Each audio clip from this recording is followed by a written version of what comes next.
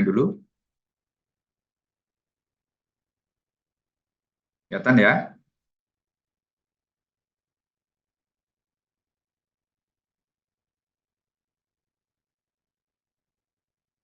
Oke, bisa gerak ya? Cek dulu. Bisa, Prof. Ya, baik. Jadi sesuai dengan uh, jadwal ya, sampai hari ini kita kuliah terkait dengan klasifikasi virus ya. Seperti yang disampaikan oleh para dosen yang lalu ya, terkait dengan virus.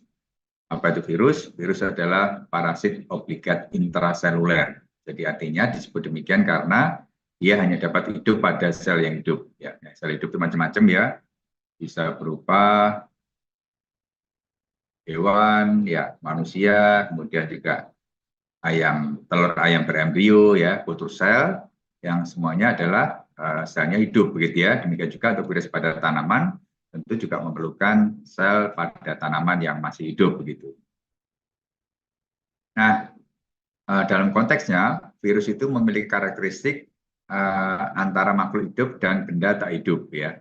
Disebut makhluk hidup karena memang dia ketika dia menginfeksi sel dapat membuat kerusakan-kerusakan pada sel ya, dan membuat menurunkan anak-anak virus begitu. Sementara disebut benda tak hidup ketika dia berada di luar sel ya, dari tubuh, baik itu hewan, manusia, tanaman, maka dia akan sangat tergantung dari lingkungan. Ya, seolah-olah dia mati begitu ya, tidak hidup, tapi begitu dia ketemu dengan sel yang hidup, dia akan hidup kembali. Nah, virus tidak seperti bakteri. Dalam hal ini virus tidak memiliki sel dan komponennya. Ya, jadi kalau bakteri itu kan ada berupa sel gitu ya, ada dinding sel, kemudian di dalamnya ada inti, ada sitoplasma gitu ya. Di dalam sitoplasma ada macam-macam gitu ya. Tetapi dalam hal ini virus tidak memiliki komponen seperti pada bakteri. Nah, virus tidak dapat melakukan metabolisme sendiri karena dalam hal ini dia sangat tergantung dari sel hostnya. Seperti apa nanti kita lihat. Nah, virus juga hanya mengandung satu jenis genom, asam amino, asam nukleat ya. Dalam ini adalah DNA saja atau RNA saja. Virus tidak pernah memiliki dua komponen genom, DNA dan RNA seperti bakteri ke atas gitu ya. Jadi sekali lagi, virus hanya memiliki satu komponen, yaitu DNA saja atau RNA saja. Dalam bereproduksi, virus menggunakan sel inang untuk memperbanyak diri ya. Tadi karena dia tidak memiliki komponen yang lengkap, sehingga untuk memperbanyak diri, dia harus masuk ke dalam sel gitu ya. Ya, kenapa dia disebut sebagai parasit obligat intraseluler. Virus dapat menginfeksi hewan, manusia, tumbuhan, dan mikroorganisme lainnya. Ya, khusus untuk virus yang menginfeksi bakteri, disebut dengan bakteriofag ya, atau fag ya, nanti akan dikuliahkan di kuliah selanjutnya. Atau mungkin sudah ya, bakteriofag ya, sudah kuliah ya, dari mungkin Profetik mungkin yang beri ya. Oke. Nah, ini ada ya, kalau kita lihat bagian sebelah kiri, itu ada dua jenis virus, yaitu virus yang beramplop ya, seperti ini. Ini yang sebelah kiri lagi adalah virus yang tidak beramplop. Virus beramplop berarti kalau kita lihat dari luar adalah amplop gitu ya. Kemudian ini adalah kapsid dan paling dalam adalah asam nukleat ya, atau material genetik. Sementara pada virus yang tidak beramplop artinya dia hanya memiliki kapsid ya dan asam nukleat. Nah, biasanya pada bagian luar dari virus ya, virus yang beramplop itu pada bagian amplop terdapat lipid ya, nanti akan kita lihat, dan juga terdapat membran berupa glikoprotein yang dalam hal ini bersifat peplomer ya, seperti apa nanti kita lihat ya. Nah, sehingga dengan demikian pada virus yang tidak beramplop, kalau kita lihat ya dari luar ke dalam adalah ada kapsid yang terdiri dari icosahedra atau helikal dan ada asam nukleat. Sementara pada virus yang beramplop dari luar ke dalam adalah ada amplop, ada kapsid, ada asam nukleat. Nah, gambar sebelah kanan juga sama ya. Ini adalah virus yang naked ya, yang tidak beramplop, yang bagian atas, yang bawah adalah virus yang beramplop. Jadi dalam hal ini virus yang tidak beramplop itu identik dengan kapsid begitu ya. Nah, seperti ini. Nah, kemudian asam nukleat itu bentuknya ada yang tadi disampaikan ya, ada yang berbentuk icosahedral, pada kapsid ada yang berbentuk icosahedral, ada yang berbentuk helik ya, seperti ini. Jadi ini adalah bentuk kapsid yang berbentuk icosahedra atau kubus ya, sementara ini yang berbentuk helik atau seperti kumparan begitu ya. Lanjut. Nah, gambarnya lebih spesifik lagi, di bagian kanan adalah virus beramplop yang dalam hal ini kapsidnya ya berbentuk helix begitu ya, seperti kumparan gitu ya. Jadi ini kalau kita lihat dari luar, ini adalah amplop. Biasanya pada amplop terdapat spike atau tonjolan-tonjolan gitu ya. Kemudian bagian dalam adalah kapsid yang tersusun atas kapsomer, dan bagian paling dalam adalah asam nukleat atau nukleik asid yang berwarna hitam ya. Jadi yang bulat-bulat kecil ini adalah kapsomer yang menyusun kapsid. Demikian juga gambar sebelah kanan, ini adalah bentuk virus beramplop yang kapsidnya berbentuk icosahedra atau berbentuk kubus seperti ini ya. Jadi kalau dari luar, ini adalah amplop yang terdapat spike, kemudian ini ada kapsid ya, yang terdiri dari kapsomer, kemudian paling dalam adalah asam nukleat. Nah, kemudian secara kristalografi, kalau kita lihat struktur virus seperti ini ya, gambar paling kiri ya, gambar A ini kalau kita lihat, ini adalah struktur virus yang berbentuk icosahedra. Nah, bagaimana untuk menentukan bentuk ikosahedralnya ya, maka nanti akan dirunut seperti ini dengan gambaran kristalografi ya. Ini adalah bentuk seperti ini ya, yang ini seperti ini. Coba saya anukan dulu. Coba tadi ya. Nah, ini ya, atas ini adalah bentuk virus secara kristalografik gitu ya. Kalau kita buat strukturnya akan seperti ini. Itu direkayasa begitu ya, sehingga bentuknya seperti ini. Nanti ada lipat 2, lipat 3, lipat 5, dan sebagainya. Nah, secara struktural, virus, bagian kapsid dari virus ya, ini kalau kita belah jadi 2 gitu, maka bagian kiri dan kanan itu selalu sama. Sehingga disebut sebagai the axis of symmetry. Jadi artinya sumbu simetri antara kiri dan kanan harus sama. Begitu ya. Nah, gambaran yang bawah ini adalah lipat 2 begitu ya, dari bentuk icosahedra yang bisa dilipat 2 begitu. 1, 2, yang ini lipat 3, 1, 2, 3, dan ini lipat 5 ya, 1, 2, 3, 4, 5. Ini menunjukkan adalah bentuk kubus dari masing-masing virus tidak selalu sama ya, tergantung dari jenis virus. Kemudian di sini kalau kita lihat di bagian kapsomer ya, ternyata ini adalah bentuk kapsid yang terdiri dari kapsomer ya, jadi yang bulatan loncong-loncong adalah kapsomer yang menyusun kapsid. Bagian dalam adalah asam nukleat. Nah, pada bentuk kapsomer terdapat beberapa bagian ya.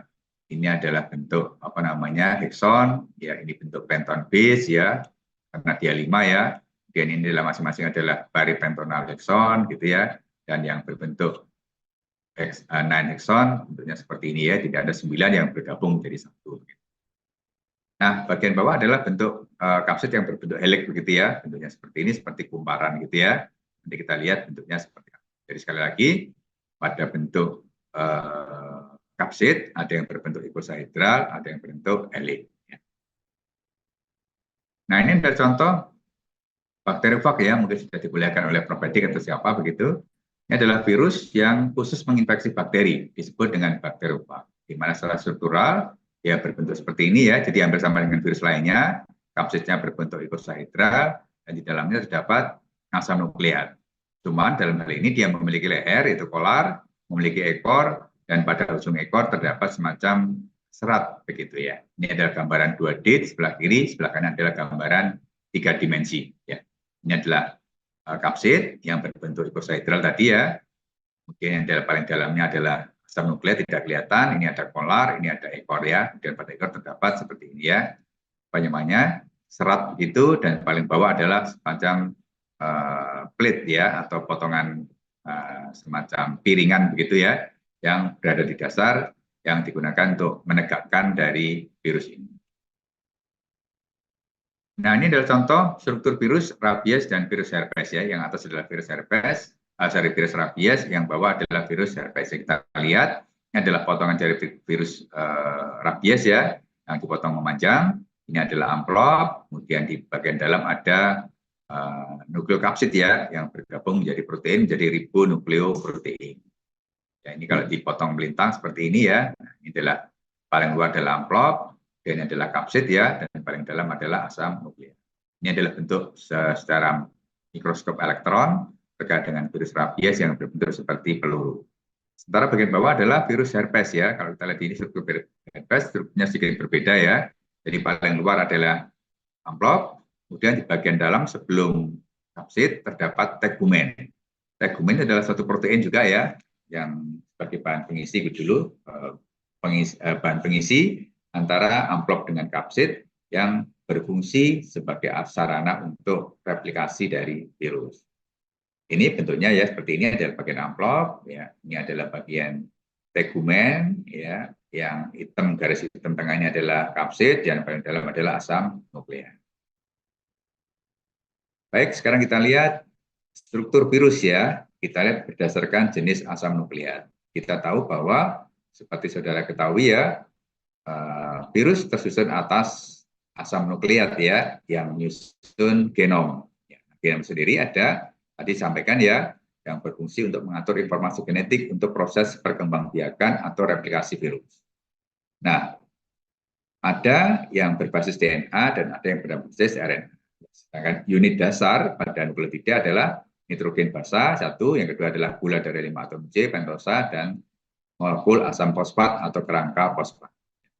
Sehingga dalam hal ini kalau kita lihat nukleotida pada DNA terdiri dari 4 macam nitrogen basa, ya, yaitu inti purin yang terdiri dari adenin dan guanin ya, dan inti pirimidin terdiri dari timin dan sitosin. Nanti akan berpasangan A dengan T, G dengan C ya. Jadi tidak pernah A dengan G, T dengan C ya, tetapi berpasangannya selalu silang begitu antara inti purin dan inti pirimidin. A dengan T, G dengan C ya.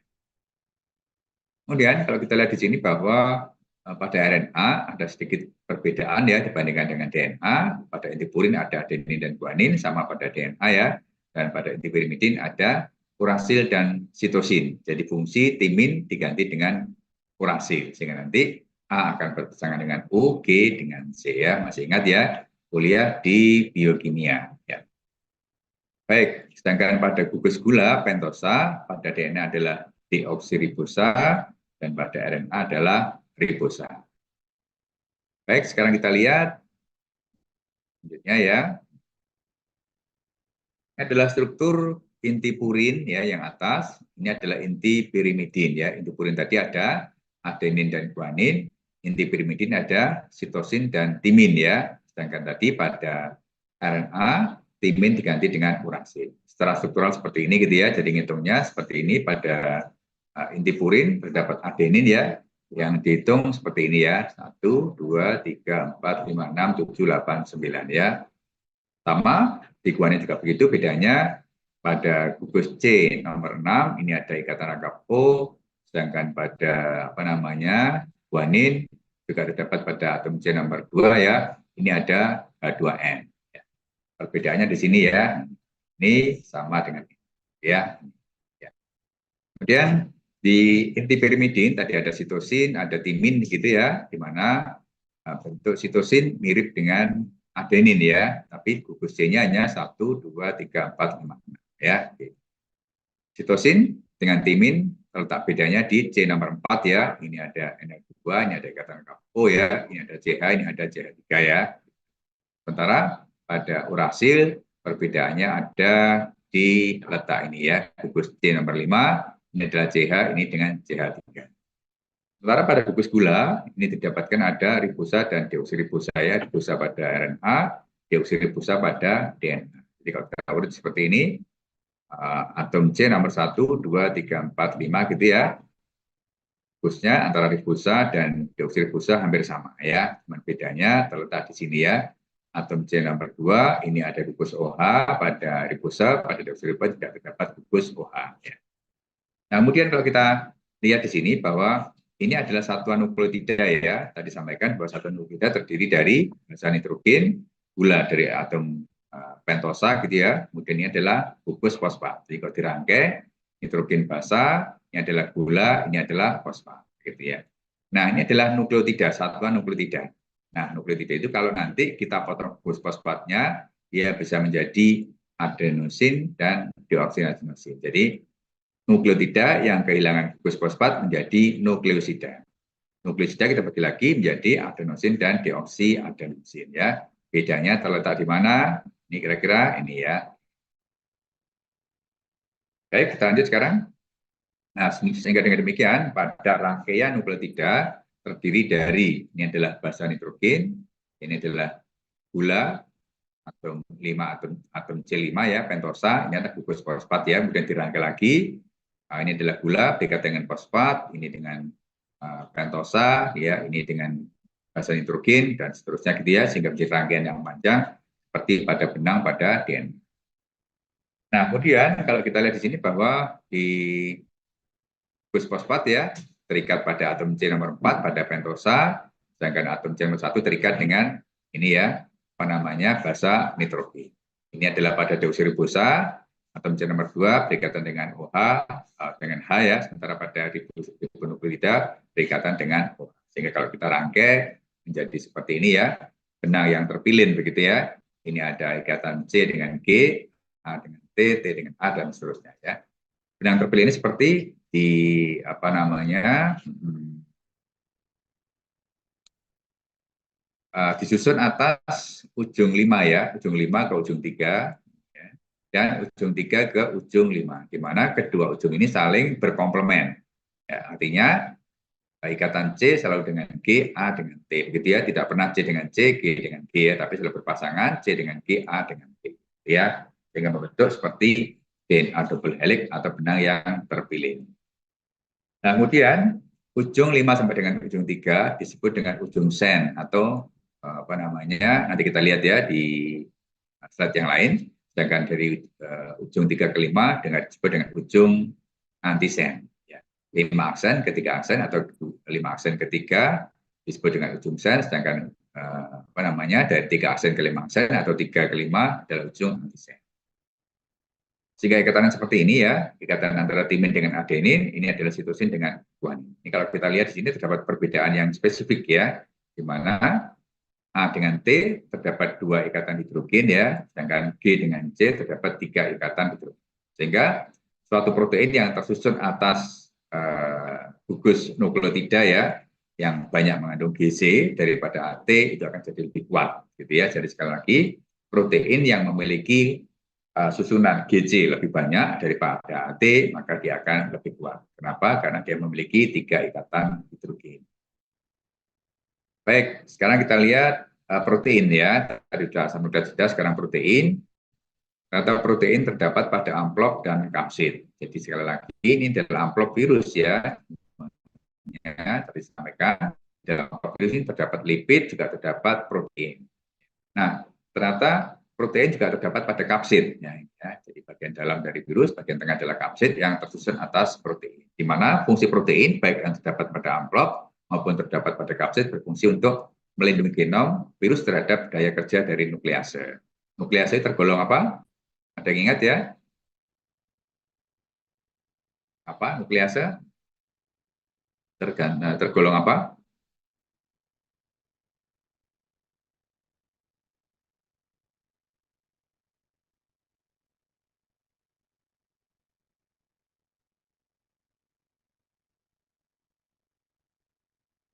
Ada yang tahu?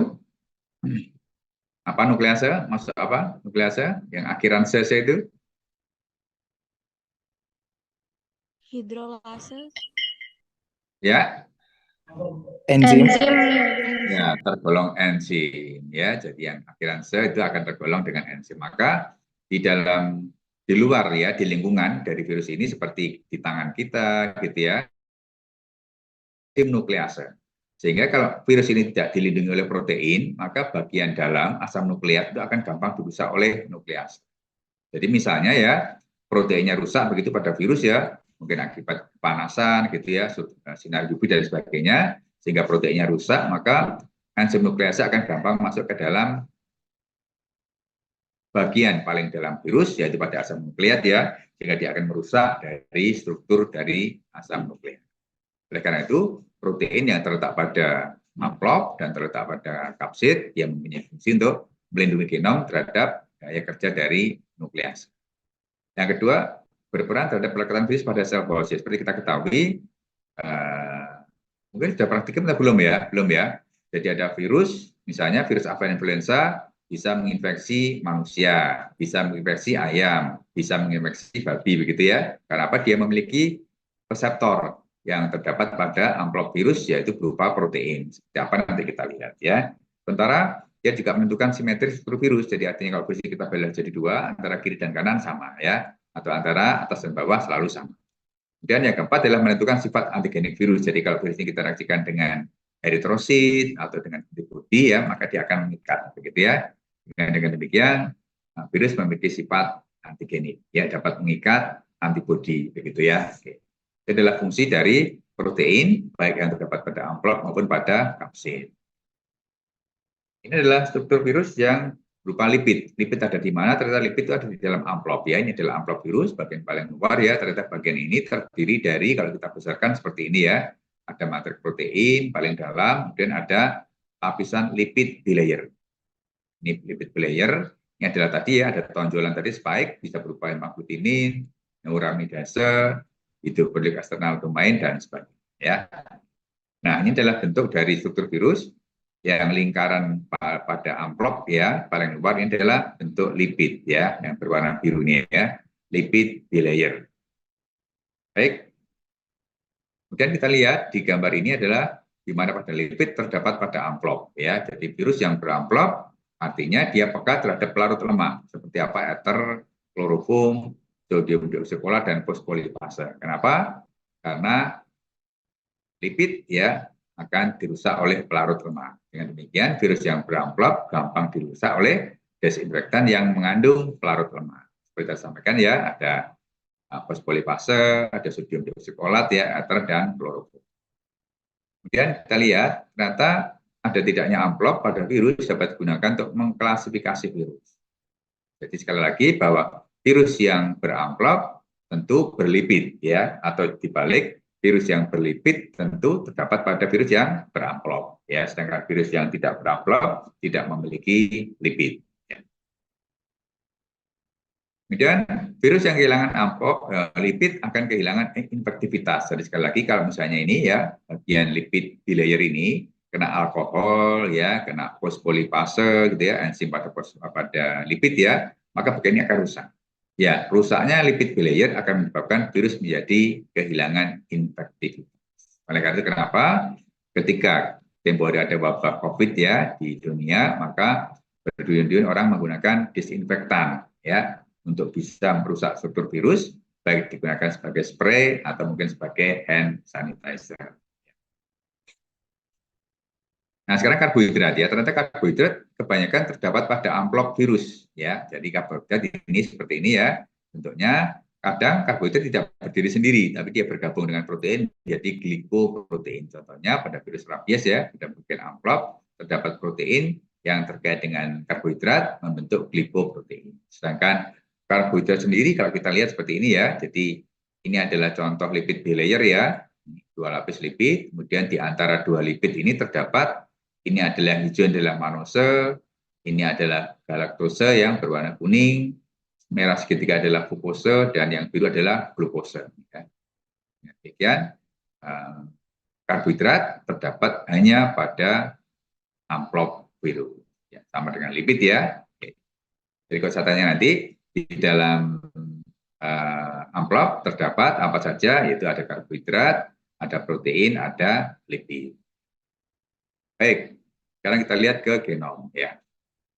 Kita perhatikan pernyataan ini ya, semua genom virus adalah haploid ya, mengandung hanya satu jenis cetakan dari tiap gen, kecuali genom retrovirus bersifat diploid. Ya, ini adalah perkecualian pertama. Pada genom virus hanya terdapat DNA saja atau RNA saja. Tapi bentuk DNA atau RNA bisa single stranded, bisa double stranded. Pertanyaan saya ya, DNA yang single stranded ada nggak ya? Ada. Ada? Dari mana? Saudara tahu? Ada DNA yang single stranded? Atau DNA hanya double stranded? Ada perkecualian, Dokter. Oke, kalau RNA, ada nggak RNA yang double stranded? Ada. Reoviridae sama Ya. Baik, sekarang kita lanjut. Ini mengulang lagi ya. Ini adalah bentuk virus yang memiliki kapsid berbentuk ikosahedral ya. Ini adalah amplop, ini adalah spike, ini adalah kapsomir yang menyusun kapsid, dan paling dalam adalah asam nukleat. Nah, asam nukleat itu bisa berupa RNA atau DNA, single stranded atau double stranded. Sekarang kita lihat ya. Virus DNA ya, genom berupa molekul tunggal. Semua virus DNA adalah double stranded kecuali Parviridae, Parvoviridae, dan Zircoviridae bersifat single stranded. Ini adalah perkecualian pertama ya. Sekali lagi, tidak semua DNA adalah double stranded ya. Ternyata ya dalam pengetahuan saudara, kalau dulu kan saudara mengenal kalau DNA selalu double stranded ya, ternyata tidak ya. Pada virus terdapat virus yang DNA tapi single stranded, yaitu virus Parvo dan Zircoviridae. Bentuk genom bisa bentuk linear memanjang begitu ya, atau sirkuler melingkar. Polaritas sekarang ya, ada polaritas plus, ada polaritas minus. Polaritas disebut juga sebagai sen ya, sehingga nanti ada istilah sen plus atau sen minus, polaritas plus atau polaritas minus. Seperti apa nanti kita lihat ya. Virus RNA genom berupa molekul tunggal ya, monopartit atau bersegmen multipartit. Ya, misalnya virus influenza genomnya bersegmen 8, virus bersegmen 2, dan reovirus bersegmen 10 sampai dengan 12. Semua virus RNA adalah single stranded kecuali reoviridae dan viridae bersifat double stranded. Ini adalah perkecualian kedua ya, sehingga ada RNA yang double stranded. Sama juga nanti ada istilah polaritas plus atau sen plus minus. Kita lihat sekarang, ini adalah contoh virus yang genomnya bersegmen ya. Atas adalah virus influenza, reovirus, virus ya. Contohnya seperti ini adalah virus influenza yang genomnya bersegmen 8. Kita hitung ya. Yang atas adalah 1, 2, 3, 4, 5, 6, 7, 8. Ini adalah genom yang bersegmen. Sementara ada bentuk genom yang berbentuk linier, misalnya pada coronavirus, pada herpes virus ya, misalnya adalah virus pada COVID ya, ternyata genomnya berbentuk linier. Sedangkan yang berbentuk sirkuler ada zircovirus dan ada hepat. Ya, ini beberapa contoh yang genomnya macam-macam, ada yang bersegmen, ada yang linier, ada yang sirkuler. Nah, sekarang kita lihat di polaritas ya. Polaritas hanya terjadi pada bentuk RNA. Polaritas hanya berlaku untuk genom unta tunggal single stranded. Hanya yang single stranded ya, yang mengenal istilah polaritas. Polaritas plus artinya memiliki urutan nukleotida yang sama dengan urutan nukleotida pada mRNA. Sedangkan polaritas minus artinya adalah suatu virus yang memiliki urutan nukleotida yang berkomplement dengan urutan nukleotida pada mRNA. Contoh seperti ini ya. Kita memiliki virus yang memiliki susunan seperti ini ya. 5 aksen A, U, U, G, C, C, A, U. Sehingga apabila kita memiliki virus dengan struktur seperti ini ya, polaritas plus 5 ATT, GCC ATT, maka disebut dengan polaritas plus. Kenapa? Susunan ini sama dengan susunan ini. Sama apa enggak ini ya?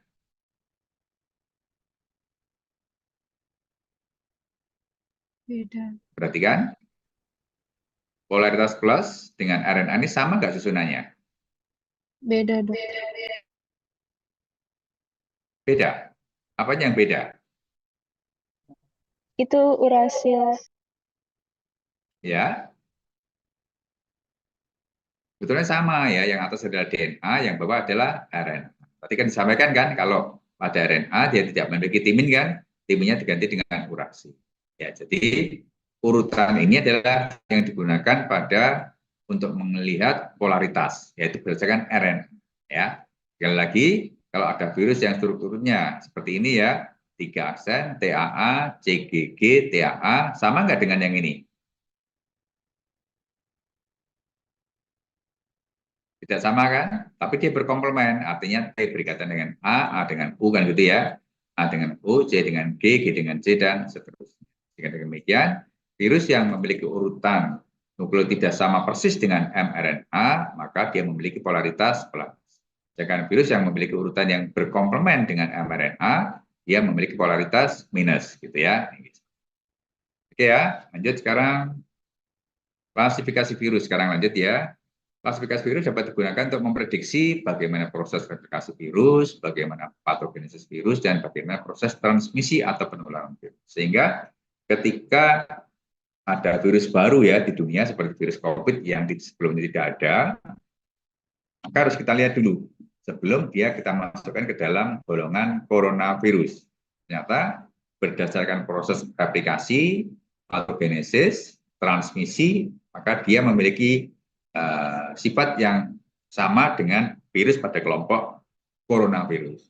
Sehingga dengan demikian virus COVID-19 akhirnya dimasukkan ke dalam kelompok coronavirus.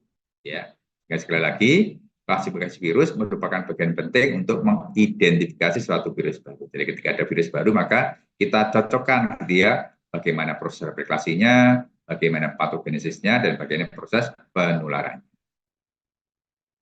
Lanjut sekarang ya. Klasifikasi virus berdasarkan atas, pertama adalah jenis asam nukleat, kedua adalah ukuran dan morfologi virus, yang ketiga kepekaan terhadap zat kimia dan keadaan fisik, dan keempat adalah strategi replikasi. Seperti apa kita lihat ya. Yang pertama, berdasarkan jenis asam nukleat. Kita tadi mengenal ya, ada virus RNA dan ada virus DNA. Ya, bagaimana kita bisa membedakan apakah ya? Maka virus tadi, virus X gitu ya, kita tambah dengan salah satu zat ini ya, bisa menggunakan 5-iodo-deoksiuridin atau 5-fluoro-2-deoksiuridin atau 5-bromo-2-deoksiuridin ya. Maka kalau dia ternyata dihambat ya oleh zat kimia ini, maka virus tadi tergolong virus DNA. Sedangkan virus RNA yang ditambah dengan salah satu zat ini dia tetap bisa tumbuh begitu ya. Jadi sekali lagi untuk membedakan apakah dia tergolong virus DNA atau RNA cukup dengan menambahkan zat BUD atau BUD. Baik, sekarang kita lihat virus yang apakah dia tergolong single stranded atau double stranded. Maka juga cukup mudah ya. Virus single stranded ya bila ditambah dengan zat warna aktitin orange dia akan berwarna merah di bawah mikroskop fluoresen. Ya, sementara virus double stranded jika dilihat di bawah mikroskop fluoresen ditambah zat aktitin orange dia akan berwarna kuning ke hijau. Ya, dengan demikian sangat mudah ya untuk membedakan apakah virus DNA atau RNA, apakah dia single stranded atau double stranded. Pertanyaan saya, jika saya memiliki virus X ya, DNA single stranded, bagaimana cara membedakan? Cara mengetahui, memastikan, atau mengidentifikasi virus DNA double stranded. Bagaimana caranya kita mengidentifikasi?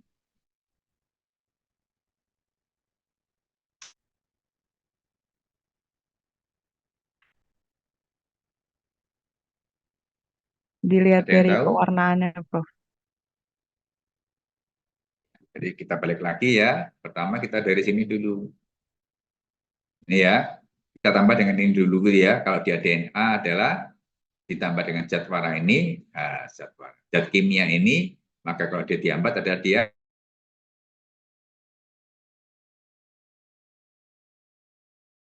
single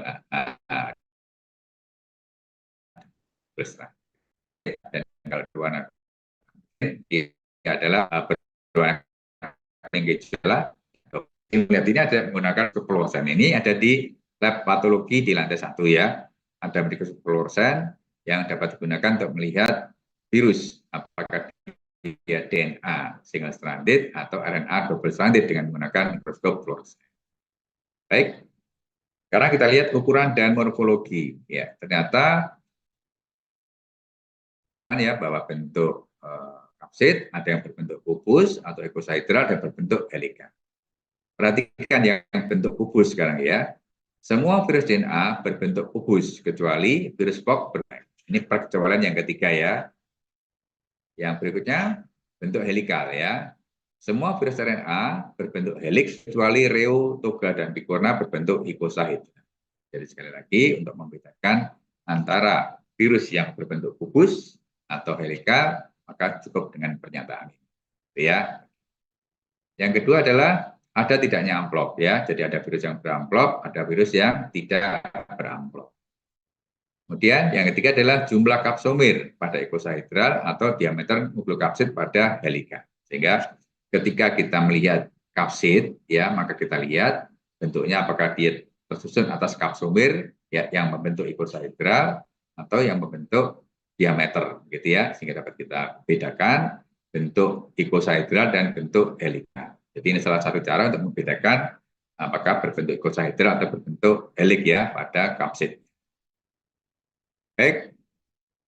Sekarang berdasarkan kepekaan terhadap zat kimia dan keadaan fisik. Ya, kita tahu seperti sampaikan di depan tadi bahwa virus yang beramplop peka terhadap pelarut lemak, yaitu ether, kloroform, sodium deoksikolat, dan fosfolipase. Jadi artinya kalau kita memiliki virus yang beramplop, kemudian kita tambahkan ada alkohol, ada deterjen gitu ya, dia mengalami kerusakan sehingga tidak infektif, maka dia adalah virus yang beramplop.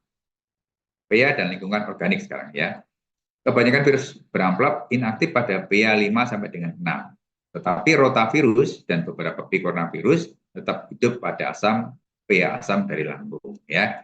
Rota sama picorna itu virus yang menyerang pada manusia dan juga pada hewan ya.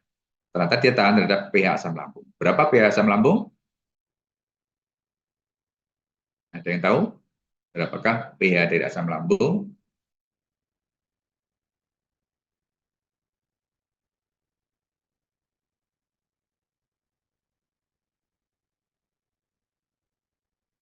Ada yang tahu? pH asam lambung pada manusia misalnya berapa? Pada sapi berapa? Pada anjing berapa? Ada yang tahu? 1 hingga 3, Dok. Jadi kalau kita lihat bahwa pada manusia pH-nya bisa mencapai 1 sampai dengan 3 ya, tapi pada sapi tentu berbeda ya. Pada ruminansia beda dengan yang monogastrik, misalnya pada anjing, pada kucing ya, pada monyet dan sebagainya. Dilihat lagi ya terkait dengan berapa pH dari asam lambung. Kemudian suhu ya.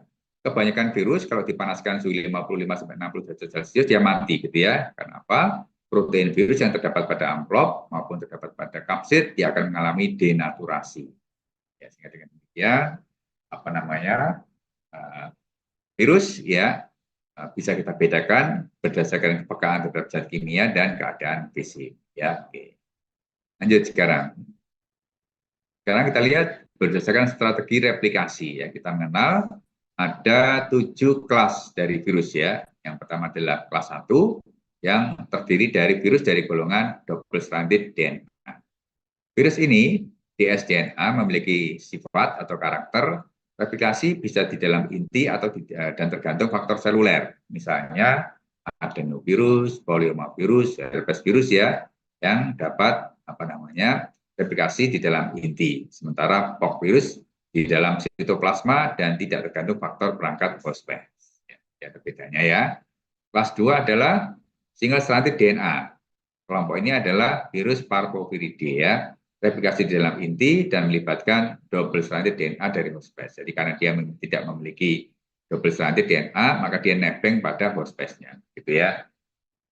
Yang ketiga adalah kelas 3 double stranded RNA ya, termasuk virus yang bersegmen, misalnya pada Reoviridae. Nah, masing-masing segmen ditranskripsi secara terpisah, kemudian dia digabung, gitu ya, menjadi segmen sesuai dengan jumlah segmen pada masing-masing. Kelas 4 adalah ssRNA polaritas plus ya, artinya genom RNA membentuk mRNA untuk menghasilkan poliprotein. Contohnya adalah picornaviridae. Lanjut sekarang, yang kelima adalah ssRNA polaritas minus ya, misalnya terjadi pada virus yang tidak bersegmen, pada Rhabdoviridae, dan pada virus yang bersegmen, misalnya Orthomyxoviridae ya, masing-masing memiliki ciri yang berbeda. Ya. Kelas 6 adalah single stranded RNA dengan DNA intermediate, misalnya Retroviridae. Ya, jadi genom diploid tidak dipakai secara langsung sebagai mRNA, tetapi sebagai template untuk diubah menjadi DNA. Dan kelas 7 adalah double stranded DNA dengan RNA intermediate, contohnya adalah hepat 6. Jadi untuk melihat, ya, menghafal gampang ya. Kelas 1 adalah DNA double stranded. Kelas 2 DNA single stranded. Kelas 3 RNA double stranded. Kelas 3 adalah, kelas 4 adalah RNA yang polaritas ya, ya. Plus ini polaritas minus ya. Ini adalah SS DNA, ini adalah DS RNA. Ya, jadi begitu ya untuk menghafal cukup. Baik, sekarang kita lihat contoh-contoh virus yang ada ya. Gambar kiri adalah contoh virus DNA ya. Jadi virus DNA tadi sampaikan di depan bahwa semua virus DNA ya kapsidnya berbentuk ikosahedral ya. Ini ikosahedral kan berbentuk kubus ya. Seperti Asparviridae, Herpesviridae, Adenoviridae, Papoviridae ya, Parvoviridae, Zircoviridae, Hepat6viridae dan Retroviridae semuanya adalah berbentuk ikosahedral, kecuali POC virus berbentuk kompleks. Ya, jadi menghafalnya gampang ya. Nah, dari ini kita bedakan menjadi yang double stranded DNA, misalnya adalah Asparviridae, POC viridae, Iridoviridae gitu ya, dan sebagainya. Ini adalah double stranded DNA yang dengan enzim tertentu begitu ya. Sementara ini adalah single stranded yang DNA. Ya, jadi kelompok ini dibedakan lagi menjadi ini, gitu ya. Sehingga nanti mempermudah saudara di dalam. Berikutnya adalah virus RNA. Contohnya ya, sampaikan bahwa semua virus RNA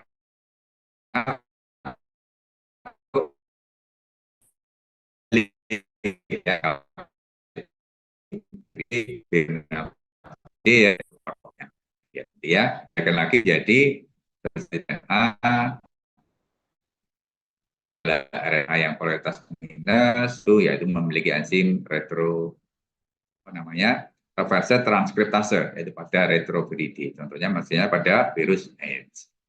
Baik, karena kita lihat tentang famili dan karakter virus ya, kita mengenal tadi famili virus ya, ini ada famili, ini ada POC, ada Asparviridae, Irido dan sebagainya ya. Ini adalah diameternya, ini ada tidaknya amplop, ini adalah bentuk simetri tadi ya, icosahedral maupun kompleks maupun helikal. Ini ada tidaknya kapsomer begitu ya. Ini adalah bentuk genomnya, apakah double stranded, single stranded, linear atau sirkuler. Ini adalah ukuran nukleotidanya ya. Maka di bagian terdapat satu yang sangat berbeda dengan virus lainnya ya. Dia tidak memiliki famili. Maka dia digolongkan ke dalam prion atau prion. Prion adalah singkatan dari proteinaceous infection particle. Nah, prion ini memiliki PRP. Ya, apa itu? PRP merupakan protein yang infeksius, tidak memiliki asam nukleat, digolongkan ke dalam virus, resisten terhadap panas dan bahan kimia, dan misalnya contohnya adalah pada bovine spongiform encephalopathis, misalnya pada BSE. Ya. Penyakit sapi gila itu adalah disebabkan oleh prion atau prion ya, dia bukan virus tetapi dia adalah protein. Ya. Scrapie pada domba, Creutzfeldt-Jakob disease pada manusia, dan Alzheimer pada manusia. Seperti apa kita lihat contohnya ya. Ini adalah perbedaan antara virus, viroid, dan prion ya. Virus itu pada manusia dan hewan, viroid itu pada tanaman, dan prion hanya bisa pada manusia dan pada hewan. Ya, kita lihat genomnya pada virus bisa DNA atau RNA ya. Viroid hanya RNA. Prion tidak memiliki genom ya. Kemudian strain-nya ini bisa double stranded, single stranded, ini single stranded, ini single stranded ya. Kemudian coating-nya dia memiliki capsid dan envelope ya pada virus. Viroid tidak memiliki ya. Prion juga tidak memiliki coat ya. Amplopnya juga tidak memiliki ya. Targetnya ini adalah animal, plant, bakteri dan archaea. Ini plant, ini animal. Hostnya adalah semua tipe sel. Ini adalah plant, ini adalah pada nervous system. Jadi prion hanya bekerja pada sistem saraf. Kita perhatikan sekarang gambar sebelah kanan. Ini adalah bentuk kondisi normal pada sel saraf ya, di mana susunan asam amino seperti ini, begitu ya. Yang hijau ini adalah asam amino ya. Sedangkan yang coklat ini adalah asam amino yang berbentuk sheet form, gitu ya. Nah, ketika terjadi infeksi dari prion menyebabkan sheet form, ini akan dirubah menjadi bentuk beta helix. Seperti ini ya. Ini adalah yang hijau adalah alpha helix, ini adalah beta helix. Jadi beta helix adalah merupakan perubahan pada asam amino yang bentuk sheet menjadi bentuk beta helix. Ini terjadi karena adanya infeksi pada otak ya. Baik disebabkan oleh prion ya, pada termasuk tadi ya, kita ulang lagi tadi, sorry. Ini tadi ada pada BSE, pada Scrapie, pada Creutzfeldt-Jakob disease, dan pada Alzheimer pada manusia. Baik, sekarang kita lihat tata nama ya. Ternyata virus juga memiliki tata nama ya, seperti pada bakteri ke atas. Paling atas adalah ordo, di bawah ordo ada famili, ada subfamili, genus, spesies ya. Ordo berakhiran dengan mononegavirales. Famili dengan Viridae, Rhabdoviridae misalnya, subfamili dengan Virinae, Rhabdovirinae misalnya, genus dengan virus, Rhabdovirus misalnya, dan spesies dengan virus rabies misalnya, contoh ya. Nah, di bawah spesies masih ada subspesies, ada strain, ada varian. Biasanya kita gunakan untuk pengembangan vaksin dan kit diagnostik. Baik, sekarang kita lanjut ke contoh famili, genus, dan spesies ya. Ini ada contoh genus lentivirus ya, yang terdiri dari beberapa spesies yang berbeda. Jadi virus HIV pada manusia itu ya, HIV 1, 2, SIV itu pada monyet ya, FIV pada kucing, PIV pada sapi, Vesna pada domba, EAV pada kuda, dan pada kambing ada CAIV ya. Ini merupakan kelompok dari lentivirus. Sedangkan subfamili Cordyceps dan Entomopyrini masing-masing seperti lagi.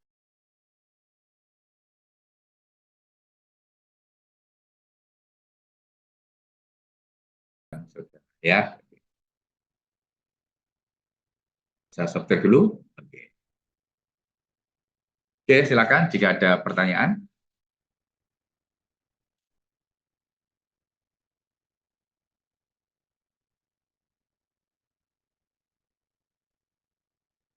Mungkin ada yang belum paham terkait dengan klasifikasi virus tadi ya, silakan.